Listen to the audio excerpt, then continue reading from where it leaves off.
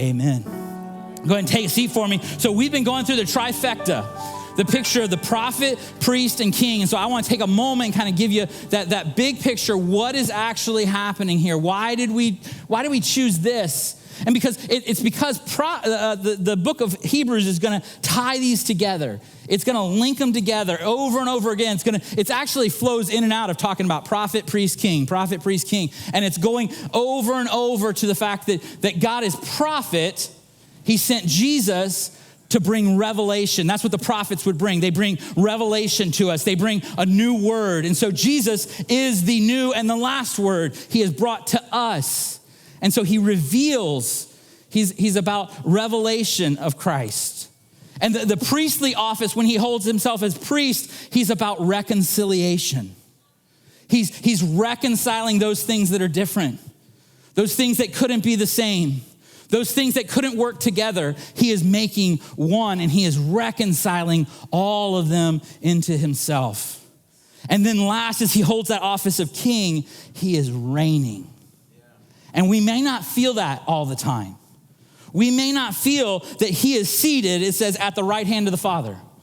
And that idea is repeated over and over in the New Testament, but also in the Old Testament. For thousands of years, this picture of the Son, or sometimes it's called in the Old Testament, the suffering servant. He's gonna suffer, but he's gonna be seated at the right hand of God. He's seated there. He's sitting. And that's gonna become really important as we go through this, because this picture of him is that God reveals himself in Jesus at the cradle. Oh my goodness. If I were God, I would not be born and put into a manger. If I were God, there would be trumpets.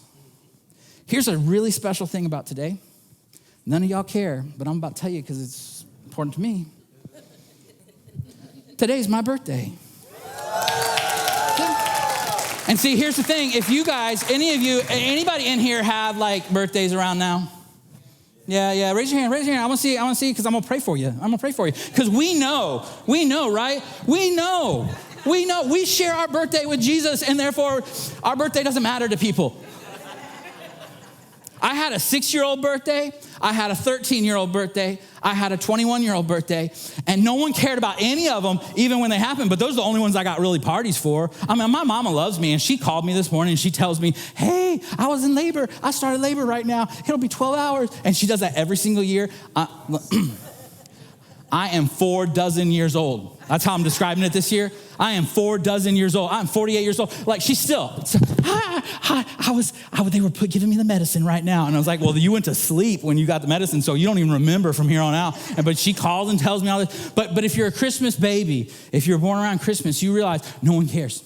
No one.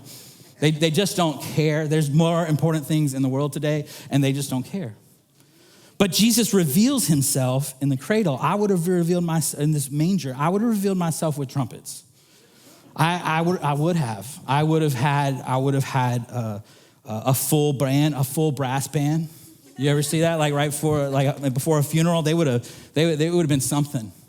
I would have had the army show up. I would have had a variety of things. It would have been if I were God. If I was going to reveal myself. But he reveals himself as Jesus in the cradle. And then he goes and spends 30 years anonymously, not telling anybody, just like the local people knew, like, that's Mary's son. And it wasn't positive because Mary didn't have him. She wasn't married when she had him. And she got pregnant first. And that's not a good thing back then, especially. And so like, no, we're not going to talk about They were. I mean, you know how many people, like, he would pass by and they'd go, there he is. 30 years he does this. And he comes on the scene just for this brief moment.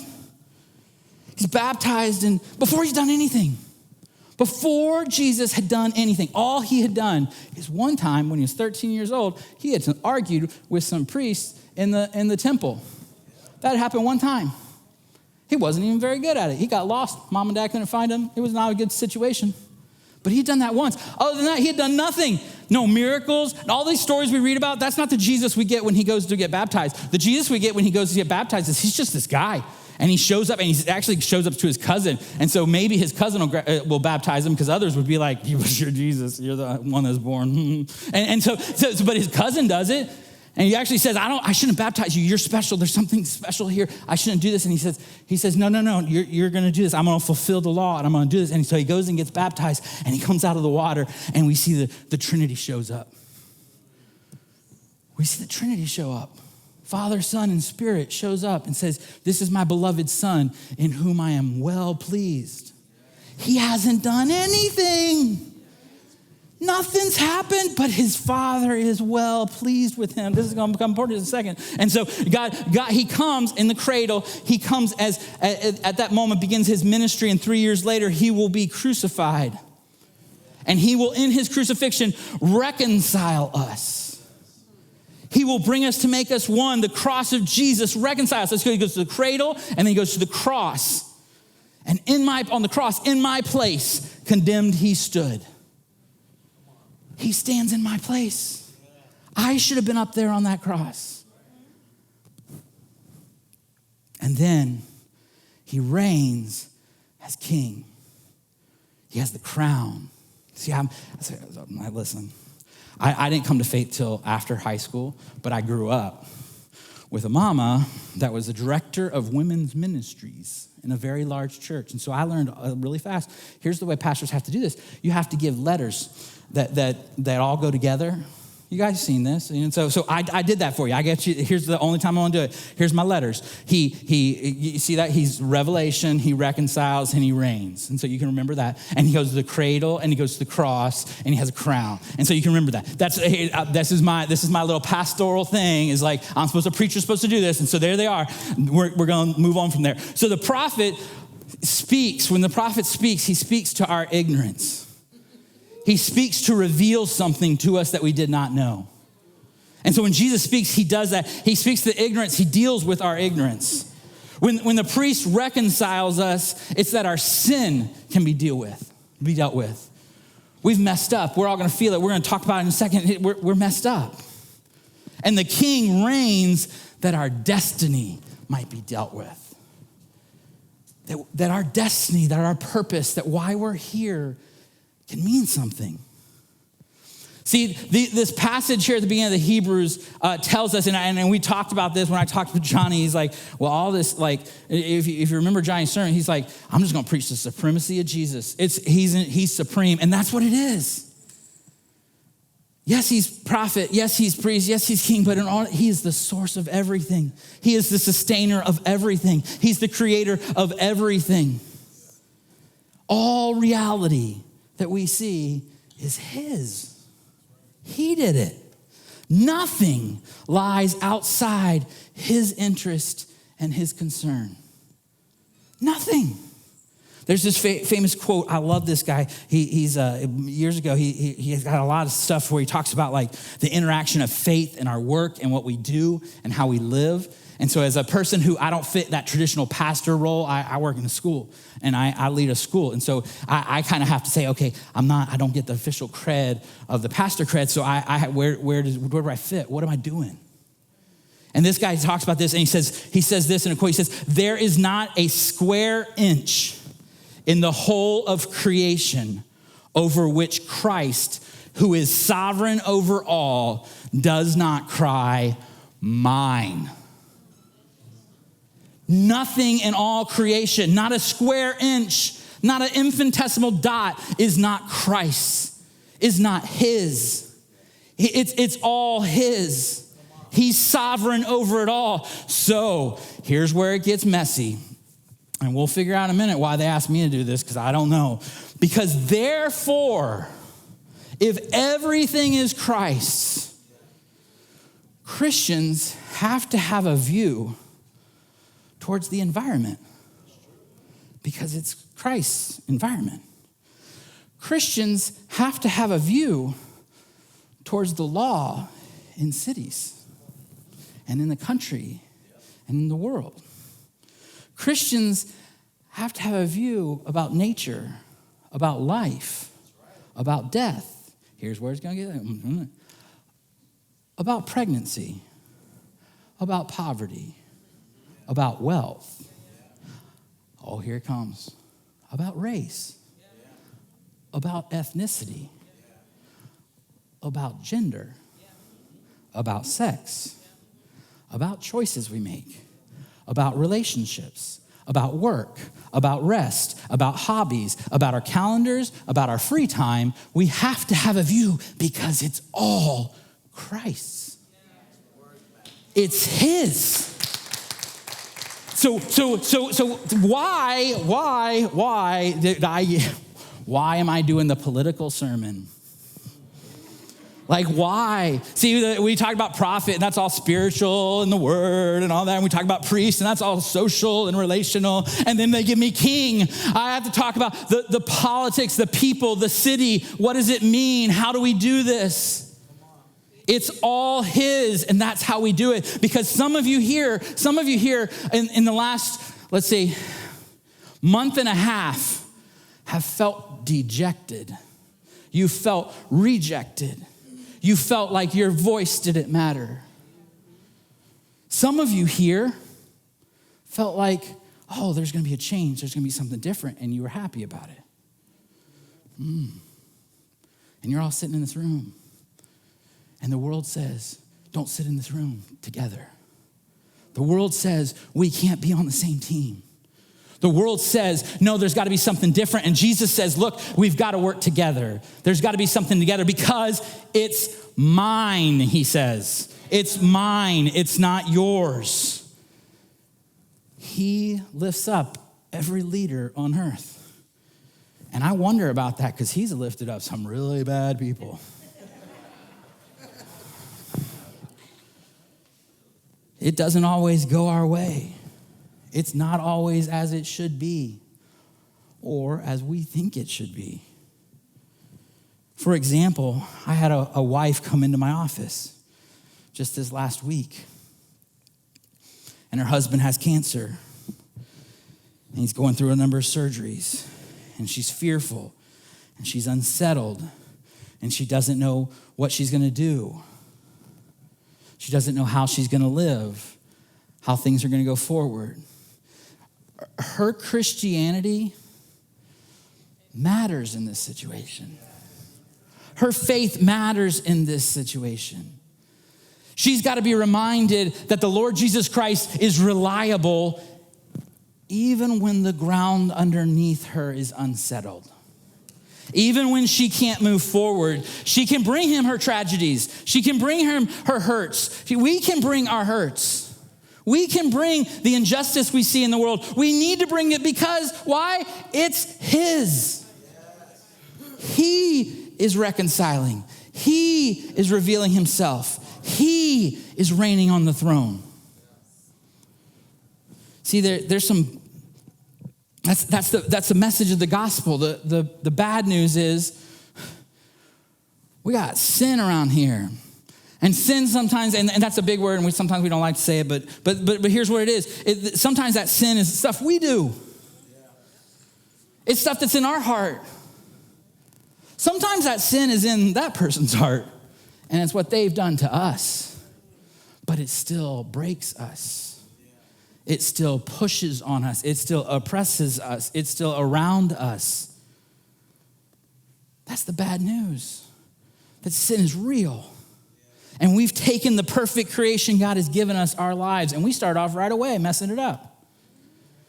I use the story with our students at school all the time of this idea if I get this great painting, this great picture, so the Mona Lisa or Starry Night. You know Starry Night, the beautiful, like the swirls and all the things, and it's just a beautiful painting. If I took that and I went to the museum and I said, Van Gogh did a pretty good job on this, but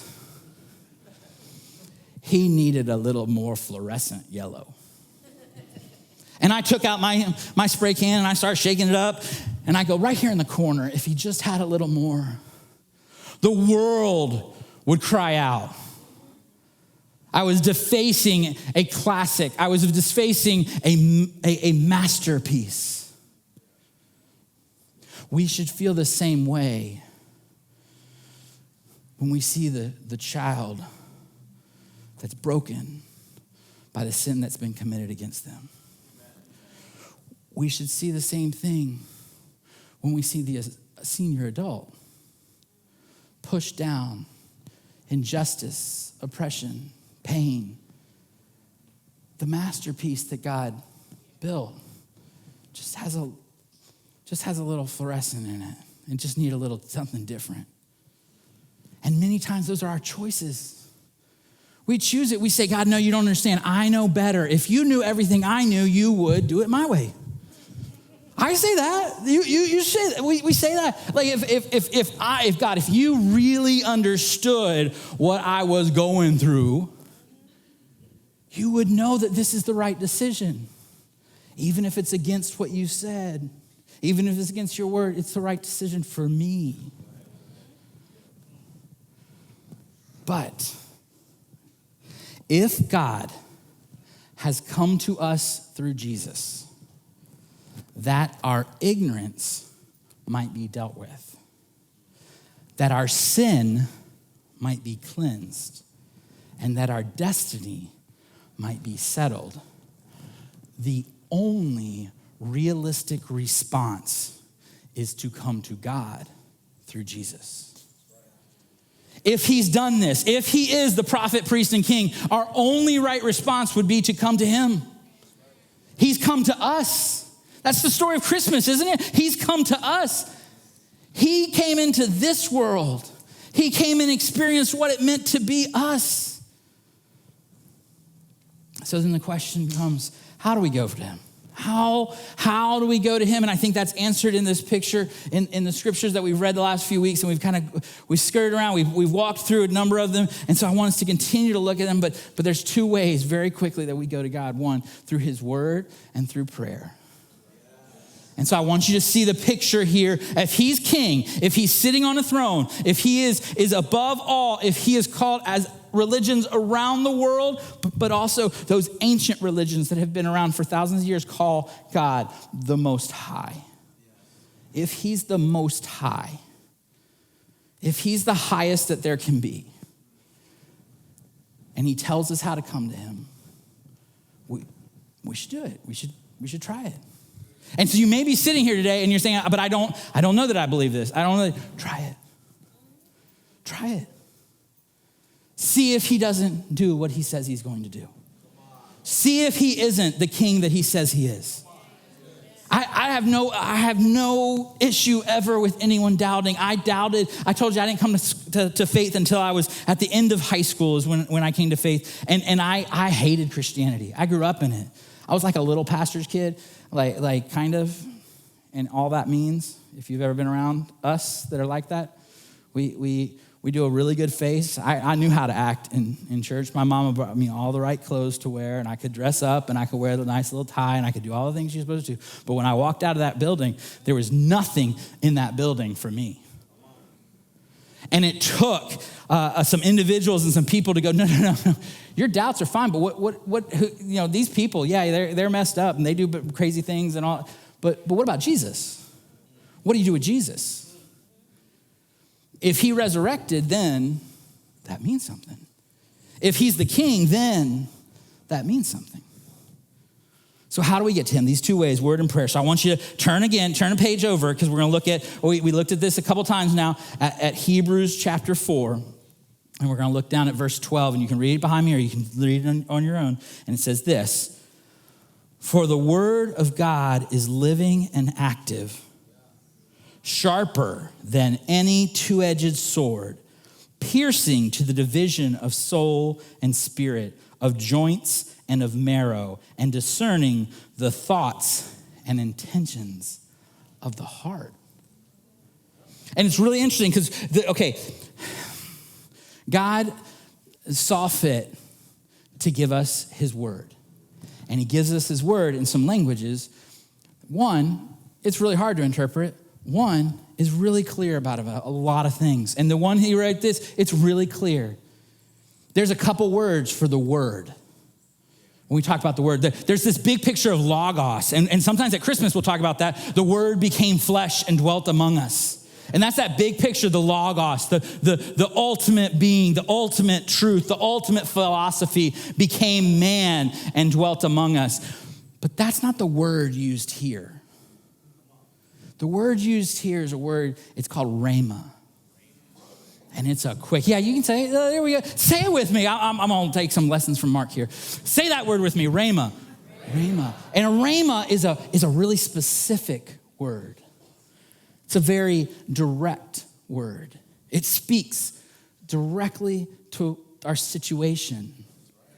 And he says the word, the rhema, is living and active. And when he says and he's sharper than every two-edged sword, he's not talking, he's saying it's not like a big, long sword. It's like a dagger. Or in our words today, it's like a scalpel. It slices really, really fine. It cuts joints and marrow. It separates. It's very specific to us. And when we get the word in, it's like a dagger that hits that spot and we go, can I say it? Oh, crap. I can't get away from this. I can't get away from this. God in this word is speaking to me. I know this word is for me. I know I heard it and it's for me. And it's directly to me, and the Spirit, again, flows in behind that word, and all of a sudden we go, oh, crap, what am I going to do? I can't back up anymore. I can't get any further away from it because it's coming into me. It's speaking directly to me. And so he says this, and then he says in the next verse, and no creature is hidden from his sight,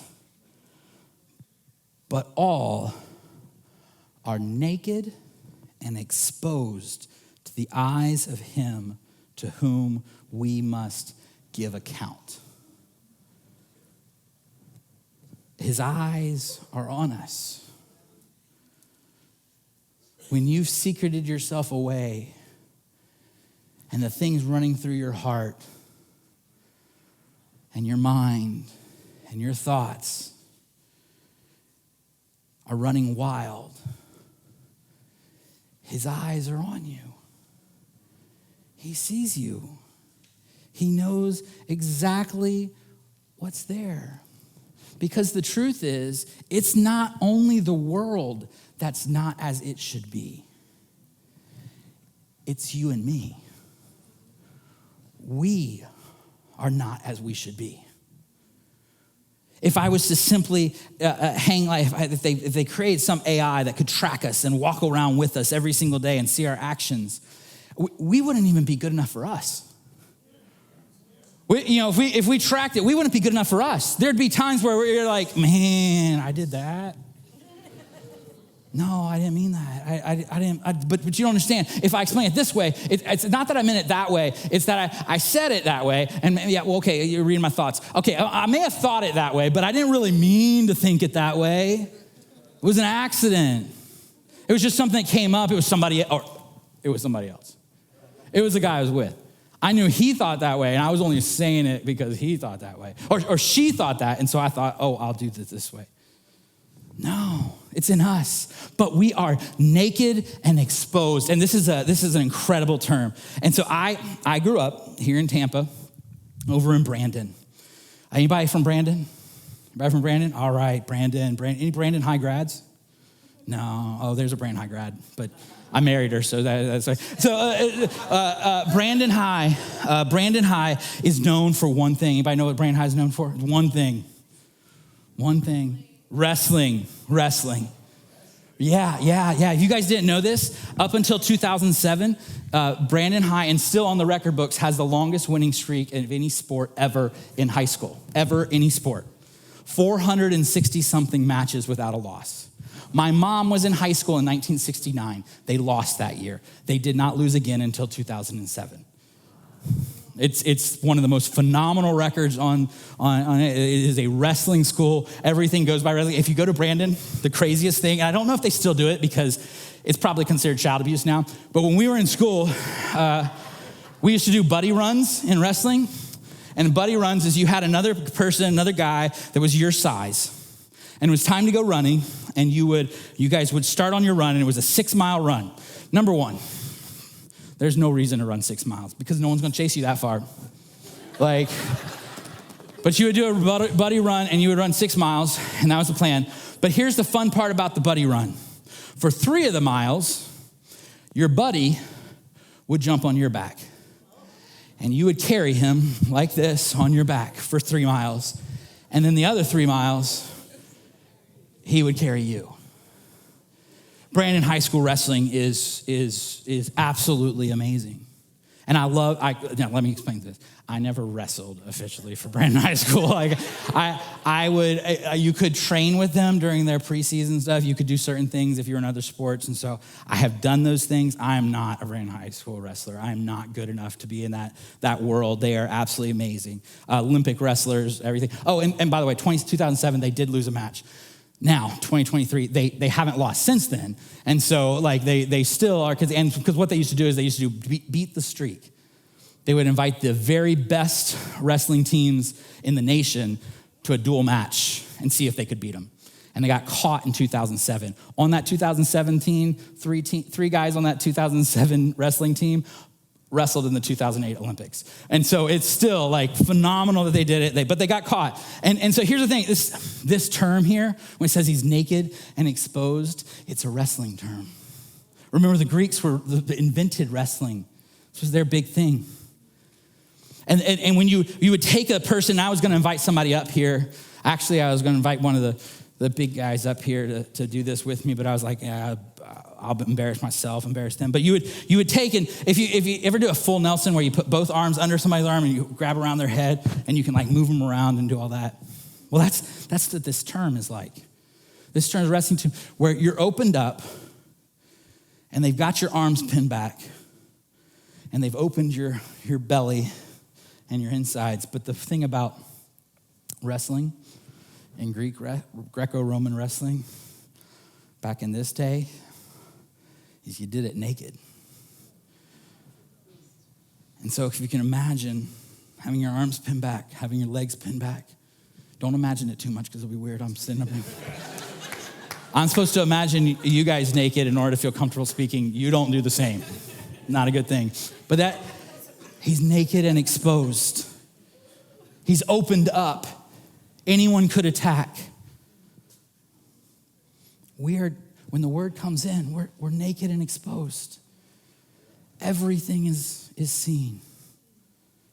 Everything is available. And here's what we do. We try to justify it by being the justification of being good enough. But I'm good enough. Haven't you seen that guy? I'm better than him. I'm using Mark because I can do that. I'm better than that one over there. I haven't done listen, they made a whole bunch of stuff on YouTube, all those news reports. I listened to them all, and I am not like any of those people. I'm good enough. I'm justified by being good enough, but no, you aren't. When you're naked and exposed, it's all out there. You can't, it's everything is seen.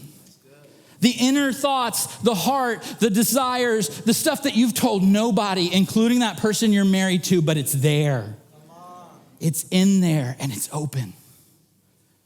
But we have a king who is naked and exposed.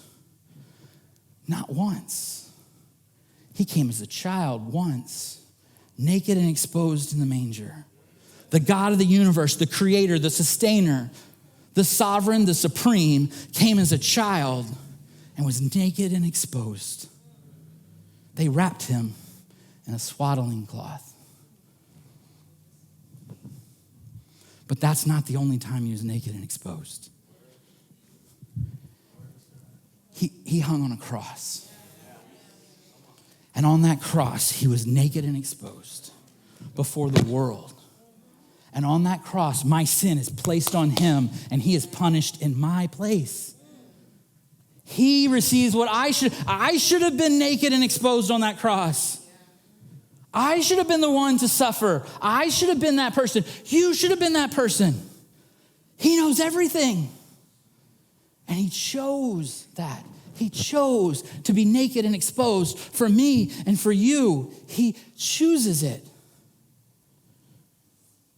And so if he is that God who reveals himself, who reconciles us in, and who is reigning on the throne, he is a good king. He knows. He knows the sin in my heart. He knows I'm wretched. But he loves me. And he's gentle with me. And he's kind.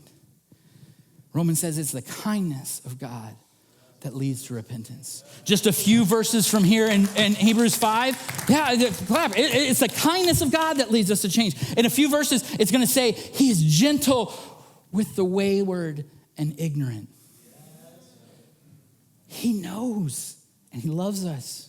And look what we can do as a response to this. Because when we know this, when the word comes in and it slices and it cuts and we recognize I'm naked and exposed, and you may be here today and you're like, I've never, this is a lot. They've talked about nudity. He said the C word, not the real, not the bad C word, but the kind of not for church C word. And he's done all, and no, this is for you.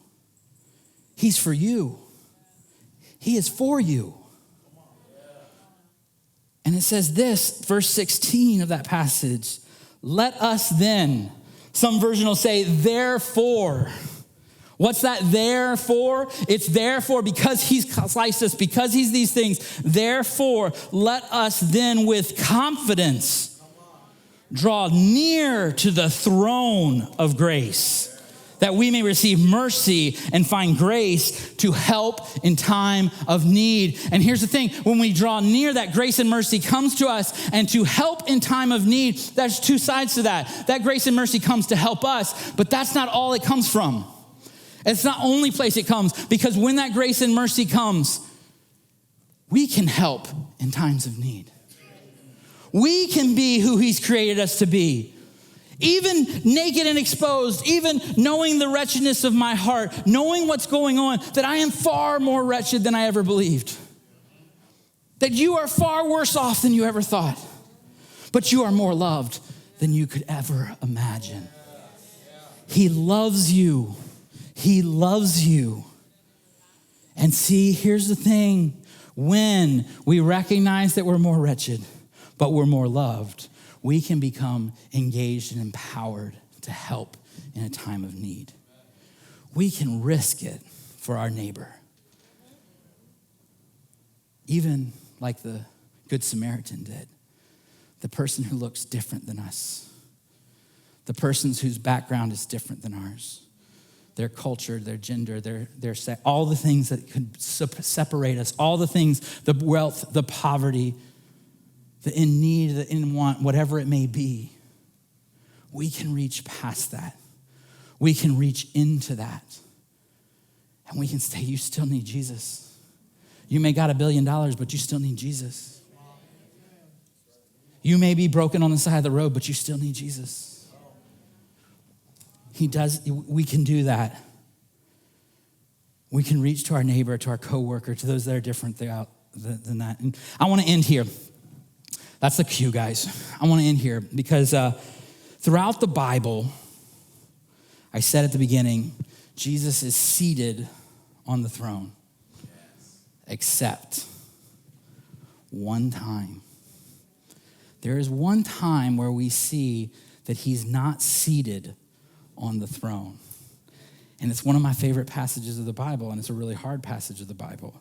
But I'd like for you to look at it with me, and you can turn back to the book of Acts, and in chapter 7, and in verse 55, to kind of give you the story, Stephen has been preaching the gospel and preaching the good news of Jesus in Jerusalem, and it's not going well. The church is being persecuted. Saul, who later will be perhaps the person to write Hebrews, maybe. Not my dream world. My dream world's but perhaps. But he wrote most of the New Testament, and he and his partner, Luke is one of his partners. He writes together. They write majority of it. But But Paul is called Saul then, and he stands by holding the jackets, the cloaks, the coverings for people so they can take off what they got on because they got to get to work. They got some work to do. So they take off, they take off all their outer garments and they get ready and they pick up rocks and they start stoning Stephen and throwing these rocks at him. This isn't like kiddie time. This isn't like little rocks. These are big rocks. And they begin to hit him and pummel him. And he continues to speak the gospel. He continues to speak the good news. He continues to speak out on what God has told him to do and what he's told him to say. And it says this in verse 4, now, when they heard these things, they were enraged and they grinded their teeth against him. But he, full of this Holy Spirit, gazed into heaven and saw the glory of God and Jesus standing at the right hand of God. He's no longer sitting. See, when we step out, when we recognize we're wretched, we're broken, we're not who we should be. I'm not who I should be. I could list the sins for you if you really want them. They're not good. But I am loved beyond what I can imagine, and I can reach into the hearts and lives of little kids and high schoolers here at this school, and I can love families that are very different than me, that have experienced life different than me, that have gone through things I don't understand. I don't know what it would be like, but I can reach in and when I do that, Jesus stands. He stands up and says, hey, you're sacrificing your life. In Philippians, he'll say, you make up for the sufferings of Christ. That's what he's saying here. When we do that, when we reach out, when we do something for the least of these, when we give a cup of cold water, when we go to the prison to care for someone, when we go to the homeless shelter, when we stop our car and just take a moment to talk to somebody who looks like they need it, Jesus stands up. He no longer sits as king. He stands as king and says, look what's happening. Look what's going on here. Look what's going on in this situation. Something incredible is here. Can you imagine? My goal in life is to make Jesus stand up. To get the king to stand up. To get the king to look in and say, oh, that's good. Because I know when I'm wretched, he already looks at me just like God looked at him before he had done anything and says, well done. This is my beloved son in whom I'm well pleased. He says that before I've done anything. I'm not trying to get Jesus to stand because I'm gonna get heaven from him. I'm not trying to do it because I'm gonna get something else. I'm doing it because he's done it to me. He's given it to me, and so I want to give it away to someone else. And so this Christmas season, there is brokenness throughout this world. You know them. I have a teacher who lost her son this year. And this is gonna be their first season without her son. And I can't, honestly, Friday I avoided her. Because what do you say? He was 22 years old. What do you say? It's changed everything for them. And there's pain and there's hurt and there's suffering. But Jesus is there with us. Father, you're here with us. And you see the thoughts and intentions of our heart. Lord, you see it. And even now, there's some not pretty spots on all of us. We've taken some fluorescent paint to your masterpiece. We decided a little roadwork orange would look good in what you were trying to create. And we've sinned, Lord. And we ask you to forgive us. And we ask your love. God, I ask that your love would cover. That you would bless. That as you said in your word in Ephesians, that you would do exceedingly and abundantly beyond all we could ask or imagine this holiday season. During these next few weeks, that you would allow, that you would bless us, that you would bless each person here is what I ask, God, but I also ask that you would bless our city, that you would bless our neighbor, including the one that we wish wasn't our neighbor. God, that you would bless our coworker. including the one that we wish was not our coworker. That God, you would let us realize that we can risk it for you because you are the great prophet who has revealed yourself to us. You are the priest who has reconciled us to yourself. And you are the king who reigns on the throne. Help this to be real to us today and let us worship you because of it.